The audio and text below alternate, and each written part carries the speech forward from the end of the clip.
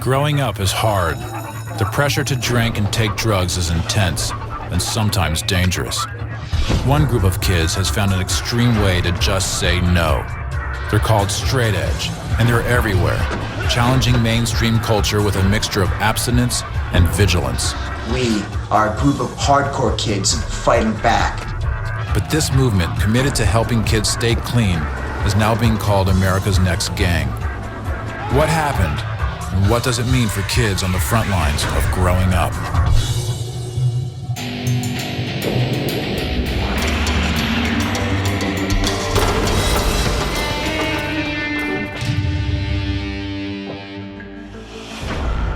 You're an American high school student. Chances are you've tried alcohol, cigarettes, drugs. You're not alone. 80% of high schoolers have tried alcohol. 70% have smoked cigarettes. And almost half have used some sort of illegal drug. It's a youth epidemic, but you have a choice. You can join Straight Edge, a movement built around 3 simple rules. Don't drink, don't smoke, and don't do drugs. Straight edge is everywhere. It's in every small town, it's in every city, it's everywhere. I think straight edge is a reaction to a perceived out of control world. It's them taking a stand against a culture that they feel is shoving drugs and alcohol and tobacco products down their throats. In schools and neighborhoods around America, straight edge has become something more. A community, a way of life, and to some, a militant-styled menace. What is straight edge? And what does it mean for kids today?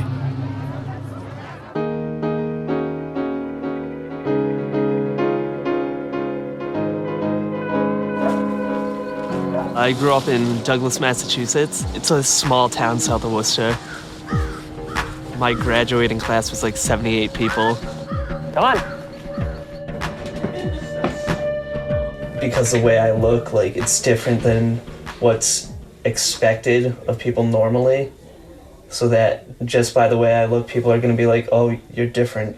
People, they don't get why you don't want to drink, why you don't want to smoke, why you don't want to be like everyone else.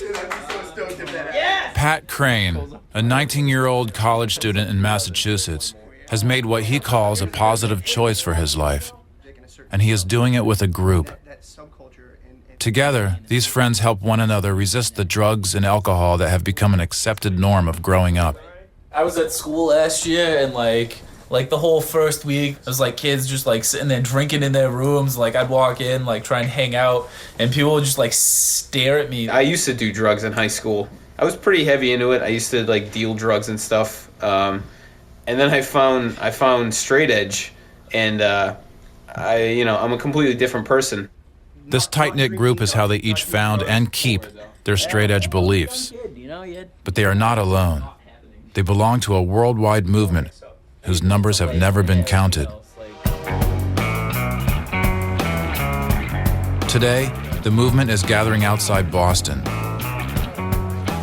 It's a sort of unofficial straight edge holiday called Edge Day. Edge Day is just celebrating the edge at this time every year, being proud of who you are. This celebration happens without most of the usual paraphernalia of a party. That's what makes it straight edge. And all you have to do to join is claim your affiliation. There's no straight edge recruitment office or membership list. You can't look up straight edge in the yellow pages and then find your local chapter and pay your dues and suddenly you're straight edge. But to be involved, really all you have to do is make that claim, and make that claim for life. In this world, codes and signs have big meanings. For straight edge, it's the X. A simple, singular icon. What began as a way of identifying underage kids at shows has become a mark of pride for straight edge. At Edgefest, it's all about the X. Check, check! up, everybody! We are Verse!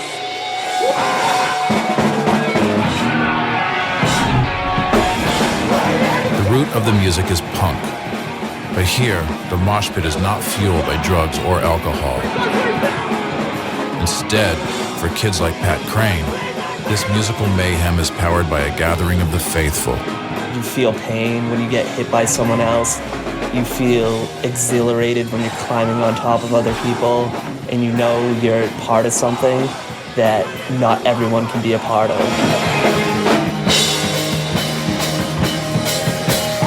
This is where the message of straight edge gets spread, making it like a kind of hardcore revival meeting.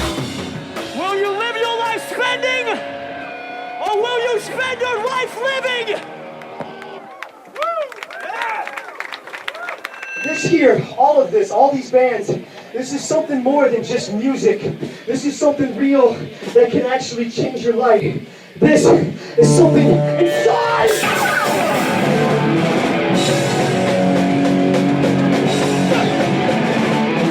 It's a positive message, delivered in an intense medium. Dance moves are aggressive and ecstatic. Bands and their fans divide the mic.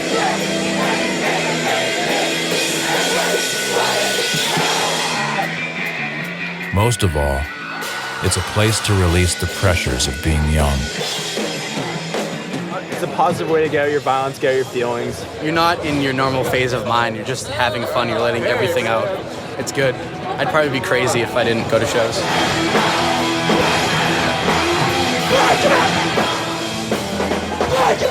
For Pat, it's the only place he feels truly free. When I'm at a show, it's probably the most exhilarating feeling in the world. I take out all my frustration and everything I'm like mad at. That's where I deal with my problems, and that's how I deal with them.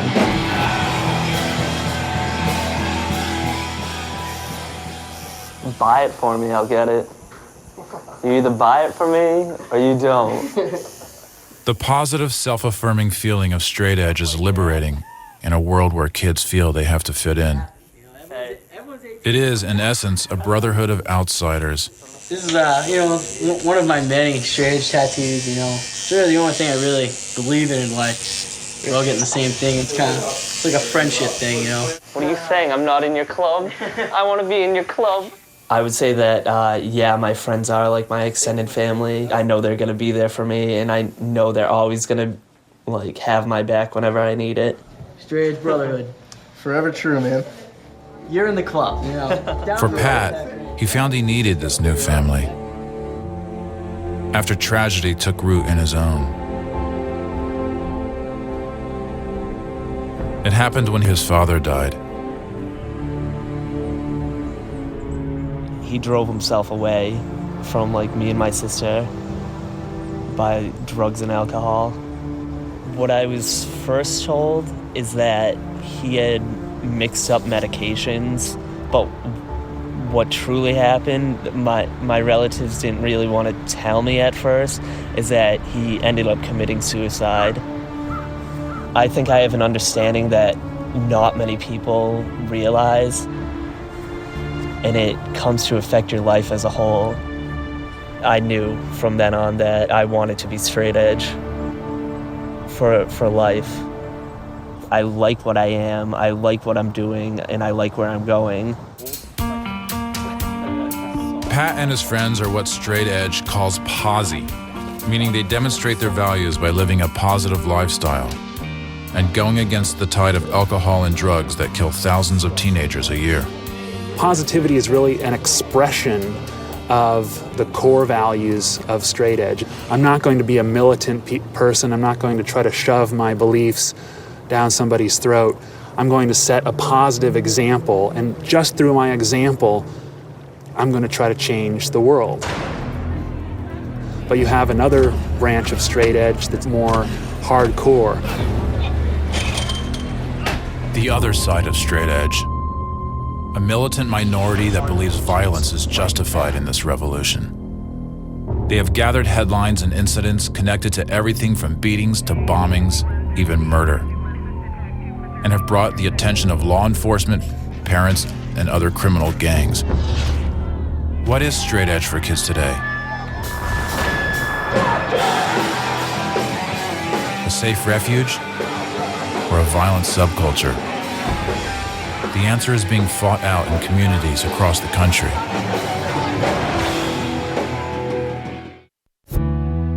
At Boston's Northeastern University, a group of straight-edge college kids are gathering for a weekly meeting. They call themselves Hammered, and they are a campus-wide organization that provides alternative ways to have fun without getting drunk.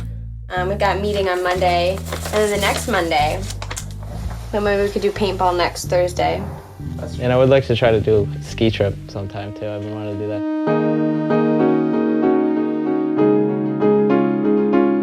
I think it's harder to meet people a lot of times if you're not interested in drinking or interested in going to a bar or something, because that's what a lot of your peers are doing. I mean, if you come into class on a Monday, everyone's talking about how they got so drunk that weekend, At least once a week, we have people throwing up in our bathrooms.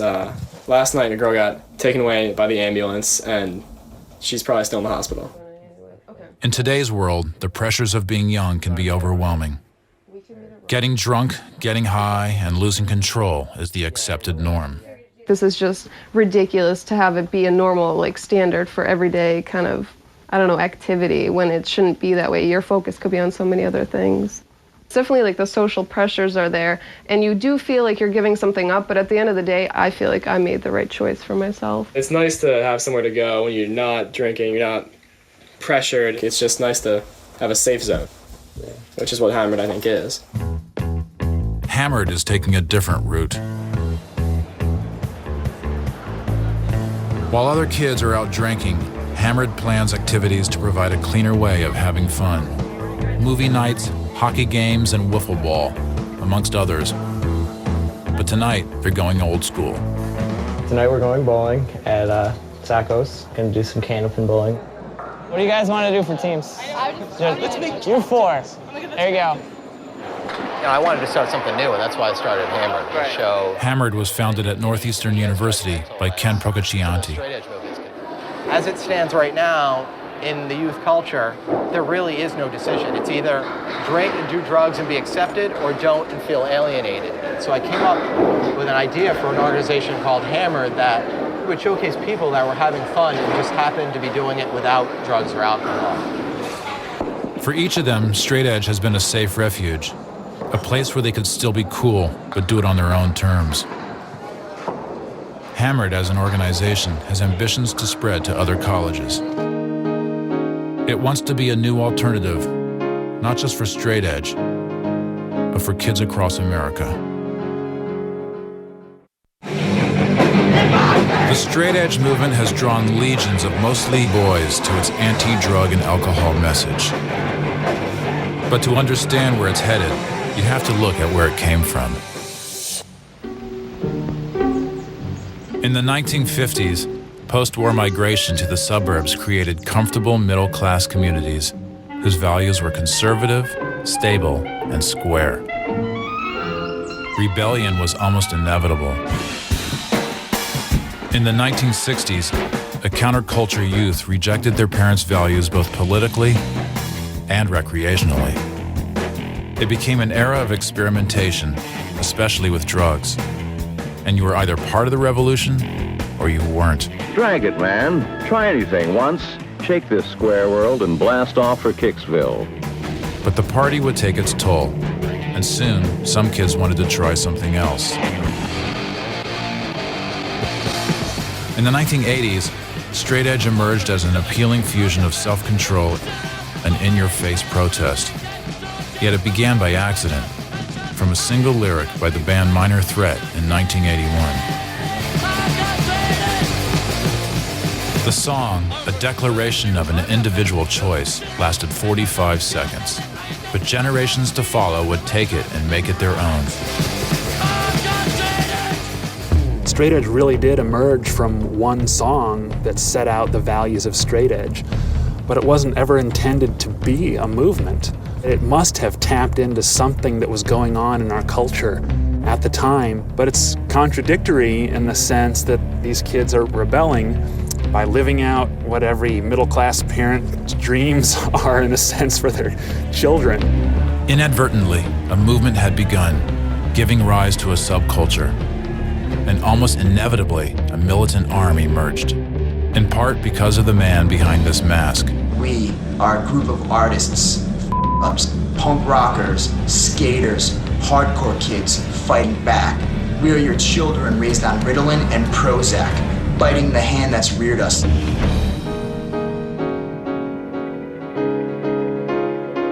Life is tough, so get tougher, otherwise it's gonna chew you up and spit you out, you know, and that's always kind of been my mentality. His name, Elgin James. And in the early 90s, his stomping ground was Boston, Massachusetts.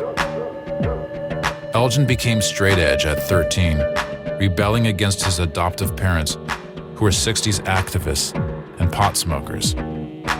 By 17, he had run away and was living homeless in Boston. Straight edge kept him off drugs, but it also became a means of survival. So lived right here, right on that second story up there. No heat, no hot water, no electricity. So this pretty much is where it all began. There used to be, you know, crack dealers on this street, you know, and that's when we started hatching the plan of, you know, how we were gonna survive. The plan was simple: steal what he needed from the criminals who dealt drugs in his front yard. I wasn't gonna victimize anyone innocent. My plan was to victimize the victimizers, which is how we started robbing drug dealers. It was the perfect straight-edge crime, buoyed by a kind of Robin Hood spirit. The money went to Elgin and his crew, and then to charities and straight-edge bands. It was a violent means to an end. Yeah, you know, my parents had marched with Martin Luther King, so they're pacifists. I got turned on to Huey P. Newton, Stokely Carmichael, and Malcolm X. But every kind of movement does have to have a violent side, because you realize pacifism usually doesn't work. In the decentralized, unofficial world of straight edge, Elgin and his friend John Buckley began building a more well-defined crew, one that went far beyond the goals and choices of kids who called themselves positive. They gave this new harder edge its own name, FSU.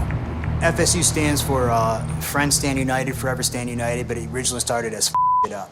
I wanted to be involved in a straight edge that had balls to it, which is hard as nails. It wasn't posy, it wasn't about community in the sense of like live and let live, it was you're an army.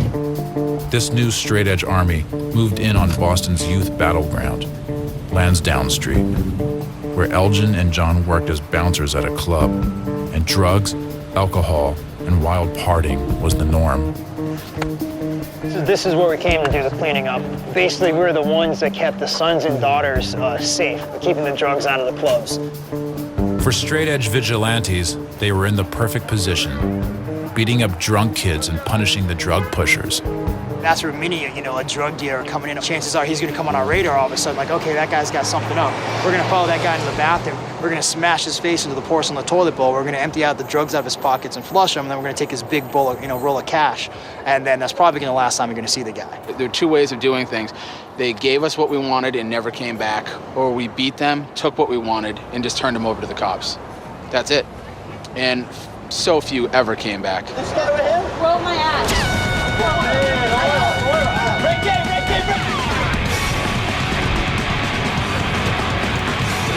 The furor on Lansdowne Street was captured in a video called Boston Beatdown.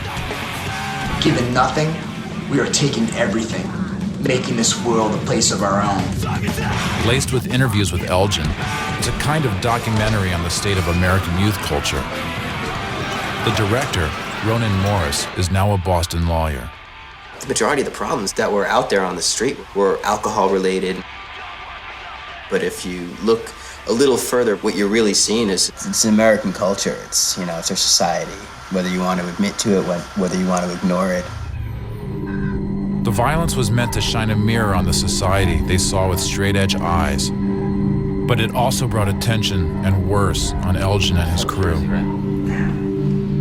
People call FSU a gang or say that, like I'm a gang member, like a violent thug. Like we don't deal drugs, we don't do drive-by shootings. It's basically just a group of kids looking out for each other and watching out for each other. That's just us in front of the rat years and years ago. A couple of them are in jail, And there are brothers that both passed away. Within exactly 2 weeks from one another. Yeah. I can't believe that a lot of us are alive is what it comes down to. And that's horrible for those of us that have passed away. But for a lot of it mostly comes down to like, wow, most of us should be dead. For Elgin, it was time to move on. I've done my time, I've done my thing. I gave a couple decades to this. And I'm still straight edge, still will always be straight edge. I'm not gonna kick in the door of a crack house anymore. My time with that is done. Elgin moved to Hollywood, and John started a poetry press. But what they started in Boston wouldn't just go away. The militant side had taken hold, and it was heading off to new battlegrounds. Looking back on it with 20/20 vision, yeah, it probably was eventual that somebody was going to end up getting killed. Its darkest hour was ahead. In the suburbs of Salt Lake City, not everything is what it seems.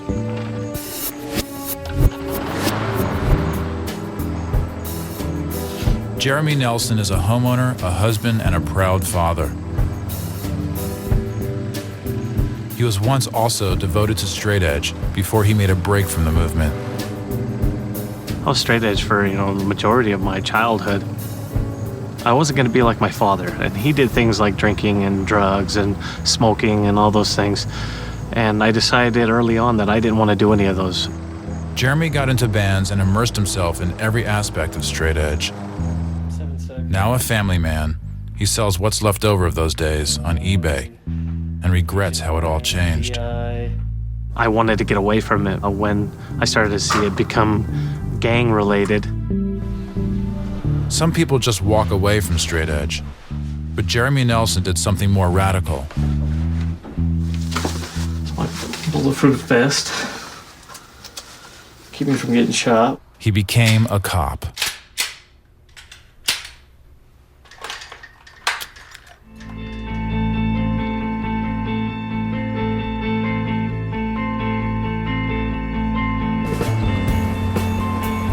Jeremy's inside knowledge gets put to use every day, tracking gang activity. Recently, he stumbled on this abandoned factory where he found a version of a turf war. Graffiti that showed straight edge in a verbal battle with other gangs. You can see where some of the other gangs have tagged over it. They said drug-free. The other gangs will come in and say, you are fags. You can see the Insane Clown Posse stuff, weed is good. And this is kind of what fuels a lot of those battles between those two.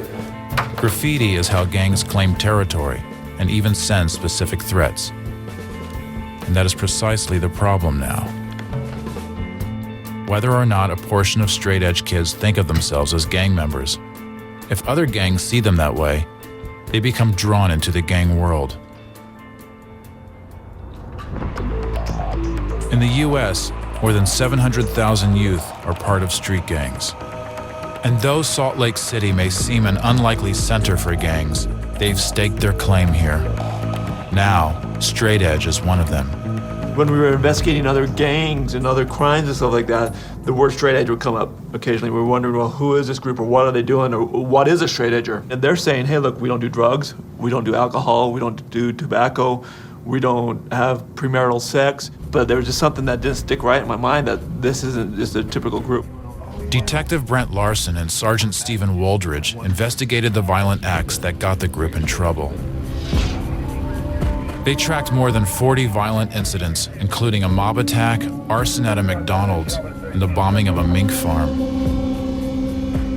I think the biggest realization for me was probably about the time when they caught the guys, was he drinking a beer at the Salt Lake State Fairgrounds and busted a bottle and then tried to carve an X in this guy's back. That's when it was just like, whoa, these guys are really kind of out of control. Looking back on it with 20/20 vision, wow, yeah, it probably was eventual that somebody was going to end up getting killed. Someone did. His name was Bernardo Represa. He was 15 years old. Sergeant Woldridge took us to the scene of the crime, 9 years to the day after it happened. It was Halloween night, a Saturday night in 1998. We had literally thousands of people out cruising around. A group of 30 to 40 straight edge gang members and their associates were hanging out here in the street corner.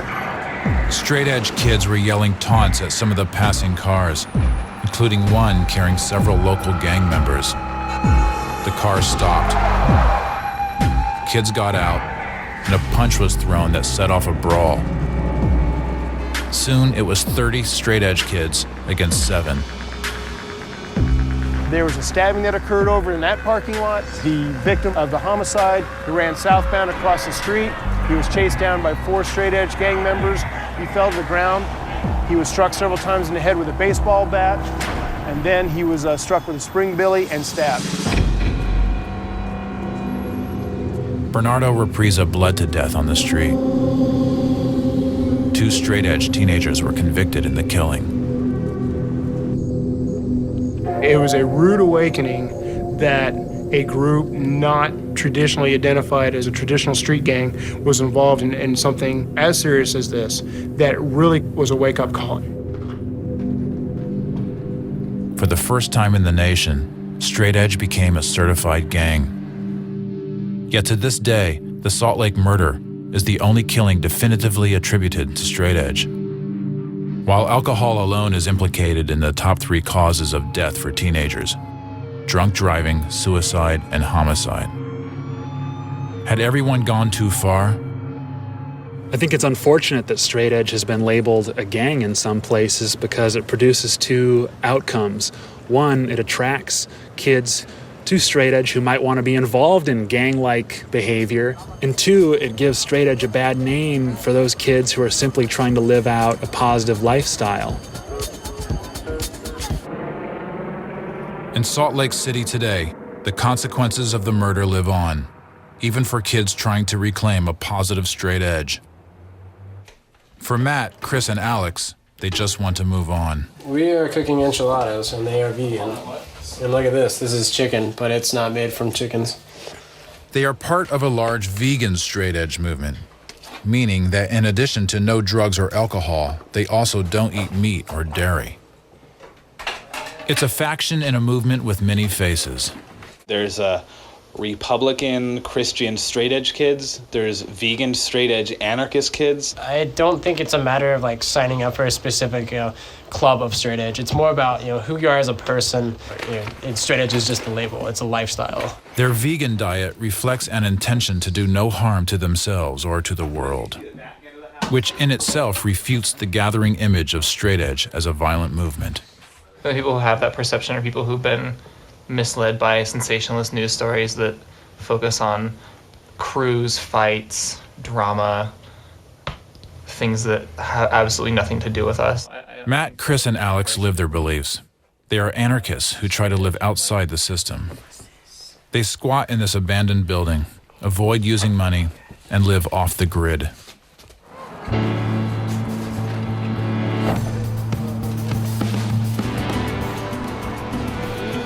Yet even for them, the gang label hangs around what they do and who they will encounter on the straight edge journey, as it does for anybody choosing to enter this movement now. Straight edge was now caught squarely between its positive and militant sides, and the battle over whether it really deserves to be a gang moved to new fronts. Reed High School, Sparks, Nevada. According to its authorities, this suburban district school has become an epicenter of straight edge and the violence that now gathers around it. The halls here are like schools all across the country, but more heavily guarded.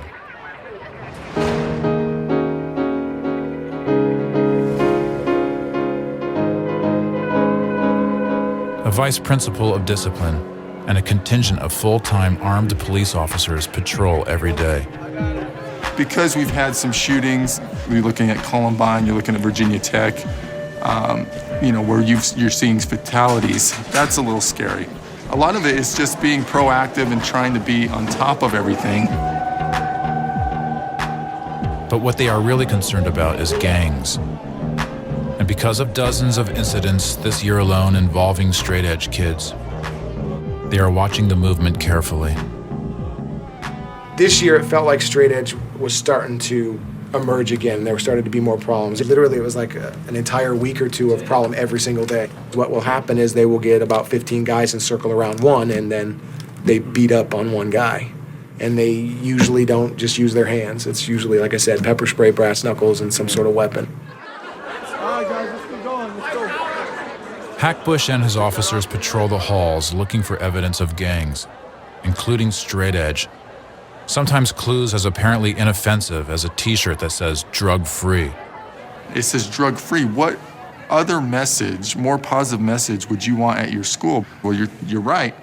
Until there's about 5 to 10 of them wearing the same exact drug-free sweatshirt and wearing that, and then that's their outfit.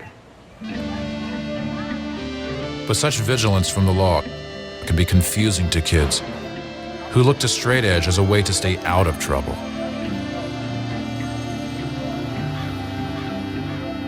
On a quaint suburban street in Sparks, Zeke looks like an ordinary kid.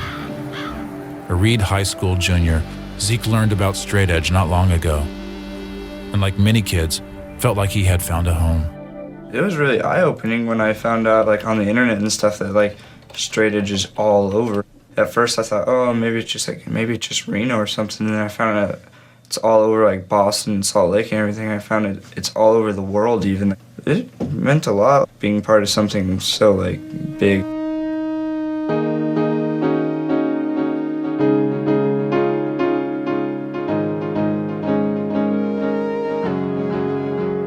Well, he's always been a little rebel. I guess not a bad rebel, but he's never been a mainstream kid because he thinks for himself. Annette, who doesn't abstain from alcohol and tobacco, had to raise Zeke on her own after Zeke's father died. Well, he's like your typical teenager because he goes to school and he has friends and doesn't want to clean his room. But on the other side, he's not typical because he's made these choices to not drink and do drugs and not poison his body. Annette, as with many parents, is caught between what seems like a good choice for her kid and the reputation she hears about from Reed High School. I worry that someone would come to him and try and recruit him to another level. I hope that I've educated him, not to fall in with the wrong people. I'm a smart person. I know how to say no. I know the right path for myself. Zeke's commitment means making choices about his identity and his friends. But in the current environment of Reno, Nevada, those choices can pull one into an unintended conflict. Reno is the new front line for straight edge and for law enforcement, schools, and parents, trying to figure out where the movement is headed.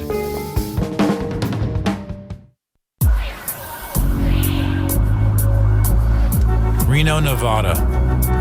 24-hour casinos, free-flowing liquor, even legalized prostitution. A modern-day Sin City.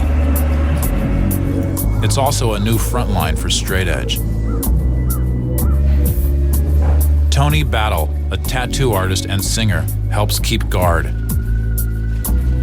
I do pretty much every straight edge tattoo in this town.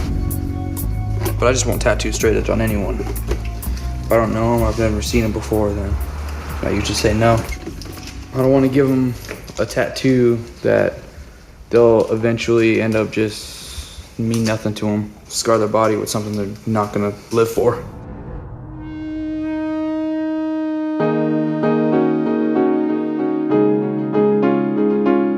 Tattoos have been a mark of rebellion and initiation across history and cultures. The same is true for straight edge. Bryant, Tony's 19-year-old co-band member, is getting his latest mark of straight edge commitment. Like many, he found straight edge at Reed High School. And like others, his parents didn't care for it. I found out about straight edge actually right before my freshman year at Reed. And then when I started going to Reed, I met more people that were also straight edge. When I turned 18, got tattooed, and my mom kicked me out. Bryant joined and moved in with Tony's band, AFB, armed for battle. They're as tight as a group gets. Well, we live together, we eat together, we tour together, we hang out together every day. We're probably closer than other families. But it is precisely this brand of brotherhood, along with the music, the ink, and the outsider stance, that makes the Reno community look at Straight Edge as its fastest growing gang. Give it a nice tape job. Especially the city police. Police have suspicion to pull you over for anything, they will, and if they find out or even think that you're straight edge, they'll put you on gang file. I had a straight edge sticker on my truck, and they put me on gang file just because I had a sticker on my truck. While police and maybe other people as well are trying to waste their time on us, there's other types of crime being committed, drug abuse, alcohol abuse, and everything, but somehow we're the bad guys. What about the drunk driver out there, you know? That's not being pulled over by any police officers. What about those guys? Yeah, this is a belief in a lifestyle. It's not a gang whatsoever. I don't even know why they consider us a gang. That's a question they may not get to answer for themselves.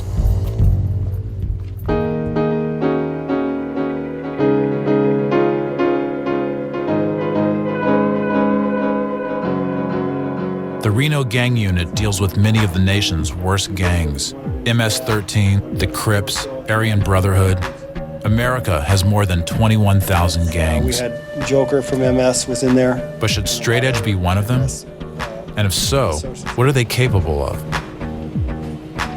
It's a question they are still trying to figure out. This is just all the stuff that we've accumulated over the years of dealing with gang members. Axes. The brass knuckles are really the big thing with Straight Edge to use in their fights. They started out with just, simple adolescent fights, meeting in a park and, just fighting. Where we actually started to get concerned is when they started doing the 6-on-1, where they would 6 straight edge guys and they would ambush a kid. Then, in 2005, an incident occurred that scared the police into paying attention.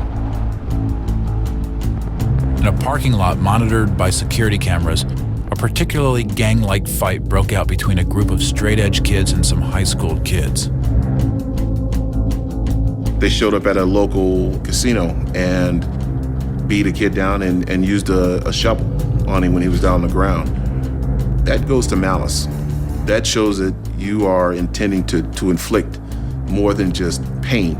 You are going to inflict harm, and serious harm. That was enough to put Straight Edge on the unit's criminal watch list. And since then, they have logged dozens of incidents. We didn't want to say that everybody who is claiming straight edge or has the straight edge beliefs are a threat to our community here. The majority of people aren't.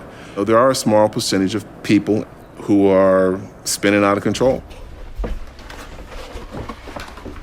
I will not leave the county without first obtaining prior permission from my probation officer.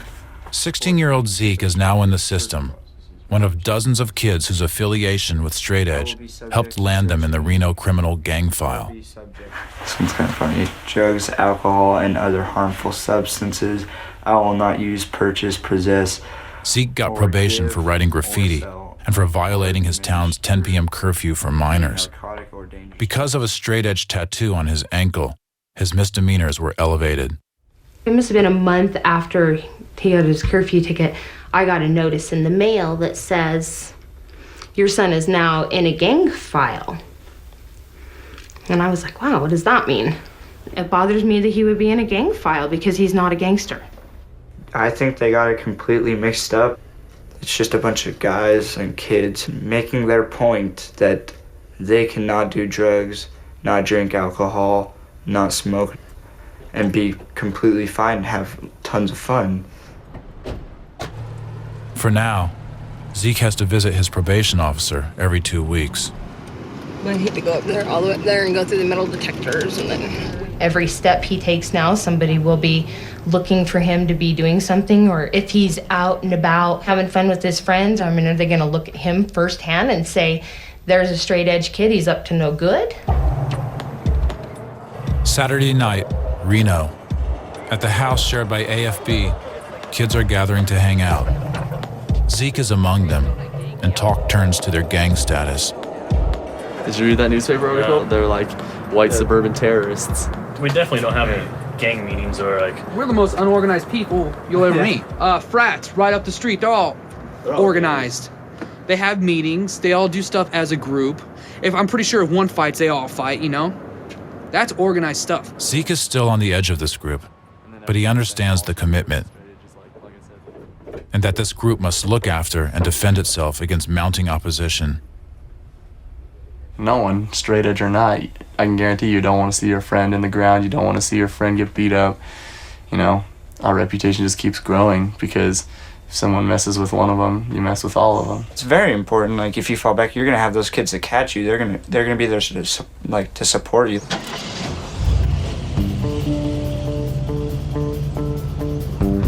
Tonight, like lots of kids around the country, they're passing the time cruising their town's streets. Nevada has ranked the nation's most dangerous state in America 4 years running, much of it related to drugs and alcohol. It's a fact that straight-edge kids see as typical of what they're up against. Reno is known for gambling. Dead. Second highest suicide rate. A lot of drugs are done in the city. There's a lot of methamphetamine in the making. Every bad drug that you can think of is there. Reno's gang unit patrols are well aware of this. Officers Pat Blass and Mike Salerno cruise the same streets. It's a crossroads now. But now, they also have to keep an eye on anyone who claims straight edge. It's validated as a gang, and often seems to act like one. And straight edge, although it is a great concept and it's a great movement and the ideals are good, you do have fanatics that take it too far. They engage in criminal activity like any other gang would, but they feel that they're righteous, and that's where it becomes convoluted. The cops accuse us of being violent people, but it's like our reputation grows out of defense for each other. It didn't start out like that. If someone's messing with one of our friends, we don't want that to happen. And just like we're there for each other no matter what. You have to defend yourself. There's only so much one person can take, and sooner or later you end up defending yourself. In Reno, as cops and straight-edge kids circle each other, the question remains: how far will straight edge go in defense of its principles?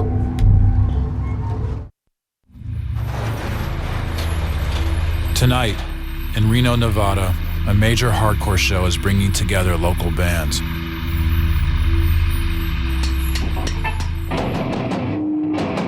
This is where bands like AFB, Armed for Battle, get to spread their ethos, one reflected in their name. Self-explanatory. We live in a war every day. War against drugs, violence, war against whatever. The shows are also a chance for Reno's straight-edge community to defy their image as a violent gang, to show that their world is about good, clean fun. At the downtown venue, all the alcohol is put away. Covering the bar up. It's a straight-edge show. No exposure to alcohol. Outside, the sign of the X is everywhere, including on Reno high schooler Zeke and his friends. It's packed. A lot more packed than I thought it would be. That means a lot of people are coming out to support this. Lots of kids. But straight-edge kids are not the only ones coming tonight. Just distributing people's different opinions on things. It's all political propaganda. To an extent, some of it. The gang unit keeps tabs on the movement. Just. You mind if I take some of these? No, not at all. And on the kids. So we want you guys to have a good time. We just don't want any problems. So there's a couple bad apples out there, then giving you guys a bad name then. The police don't understand that if we're at a show having a good time, you'll have people come in that dislike straight edge and come in and try to pick a fight with us.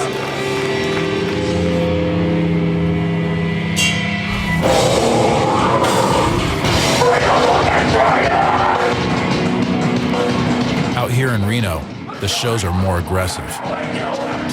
Dance moves look like martial arts, and kids hide behind hockey masks, in part to protect their faces.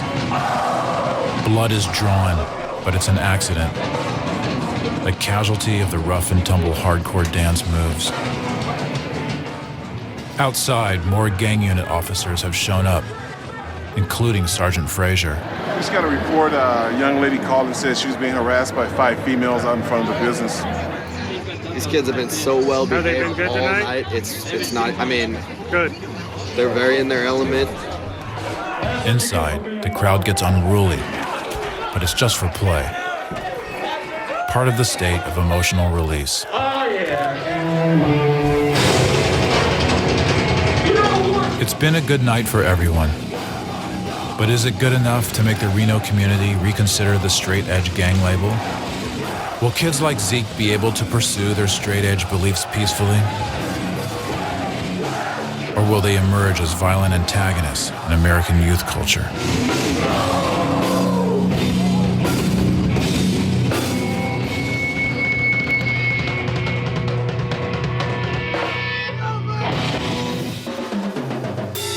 I support Ezekiel in his beliefs, you know, like any parent would. I like him not drinking. I like him not doing drugs. I worry about where straight edge may go. Will the gangsters take over? Will it go that way, or will it become just a lifestyle without the fanaticism or the radicalism of, you know, their beliefs?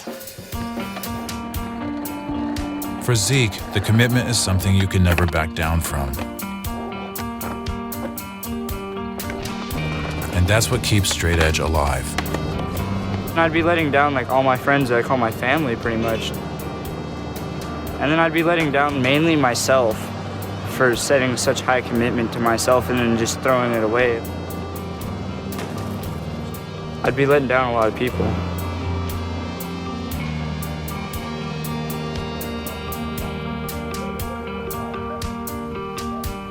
But the real future of straight edge will depend on who will choose to claim this identity. It may be in the hands of kids like Adam, Pierre, and Alex, 8th graders who live in suburban Boston. Kind of the three amigos. Just knowing that like you are the future of straight edge and it's up to you to like carry on the values and traditions. It's a pretty cool responsibility.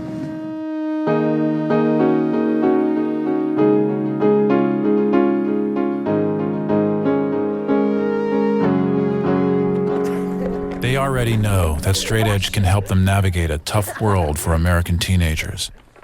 A world in which the average age a boy takes his first drink is 11. I've experienced alcohol, smoked cigarettes for like 2 years, chain smoking, marijuana, got in trouble with the police from it, smoked a lot. I've experienced all of that, and I've come from that and want to change, you know? This is how I live my life. No mercy for my enemies, no mercy for their souls. And then this is the chorus. This is how I live my life. No hesitation, no delay. And it's definitely something to mosh to. Yeah. This is how I live my life. No mercy for my enemies, no mercy for their souls. There's two sides of a straight edge, like the militant side and the positive side. The positive side is kind of like it's a choice, you know. It's just, that's all it is. It's just a choice. The militant side is kind of like, we need to clean up this country, kill drugs, they're scum. In the future for straight edge, for us, our generation, I'm not gonna go out and kill people, but I'm also not gonna, like, tolerate drugs around me and the ones that I love. Straight edge isn't going anywhere. It's going to be, I think, a permanent fixture of youth culture. And that tension within straight edge between the positive and militant sides, I think, will always exist.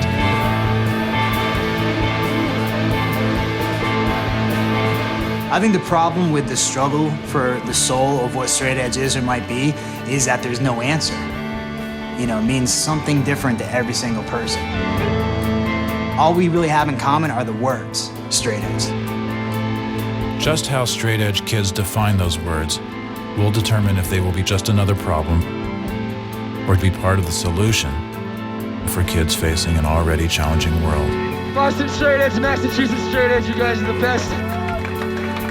Hardcore, you were the best. You saved my life. Happy Edge Day!